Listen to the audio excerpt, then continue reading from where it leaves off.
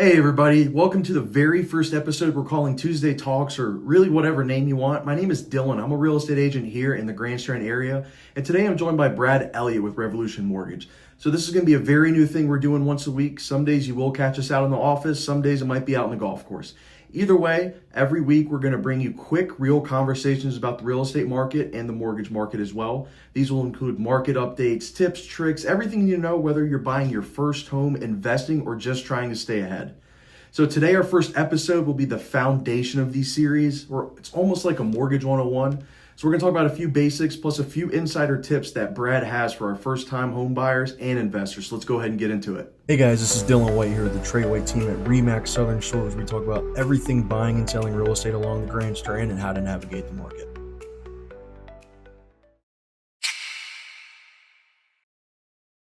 All right, Brad, so let's start with an intro. Tell us a little bit about yourself and Revolution Mortgage. Well, I'm Brad Elliott with Revolution Mortgage. I'm a loan officer with them. Me and my wife work together with the Elliott Linden team.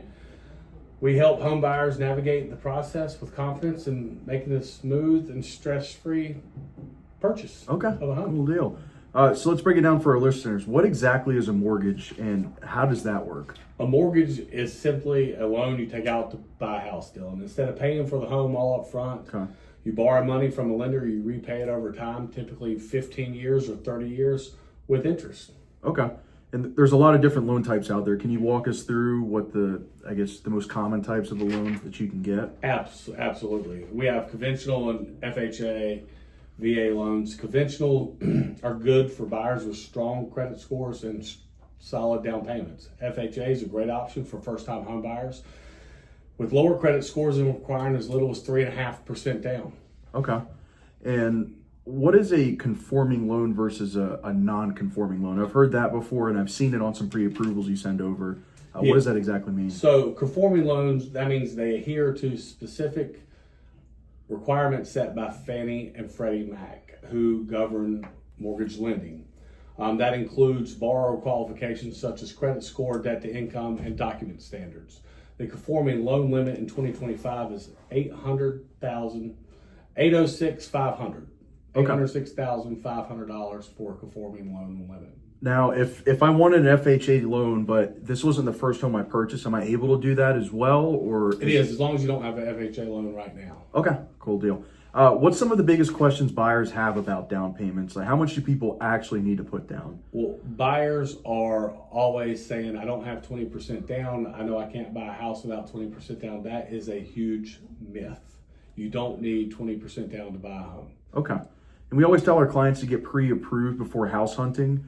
What's the real difference between a pre-qualification and an actual pre-approval? A pre-qualification is when a lot of times you can go online and fill out a loan application and you put in the information yourself of your income and that type stuff. And a pre-qualification just goes off what you put in there. A pre-approval actually goes off where I would get your documents from you as your W-2s for 2 years, 30 days of your pay stubs, bank statements, and I check everything. Okay. Your income, assets, everything, and give a strong pre-approval after that. All right. So let's talk about credit now. What does credit rate, or what does credit play in whenever you're getting a mortgage? And also, how does your debt to income ratio factor into that too? Okay, so credit and debt to income, they kind of go together. So you need a strong credit score. You can have as low as 580 to qualify for a loan.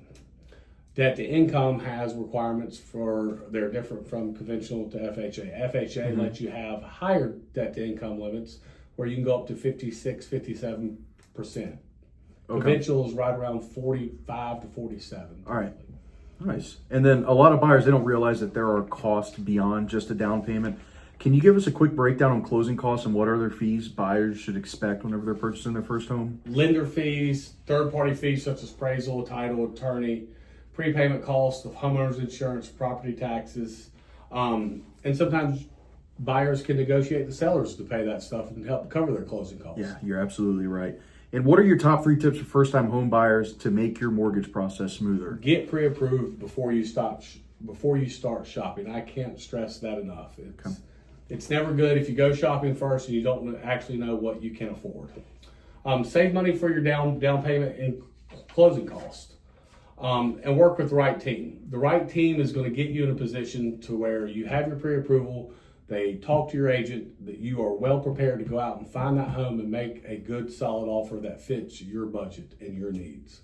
Nice. All right, this has been super informative, Brad. Before we wrap up, where can our listeners find you if they have any mortgage questions? Well, if they need to call me, they can find me at Revolution Mortgage, or they can give me a call, area code 336-358-7275. Alrighty, and this will wrap it up, guys. We'll see you next week.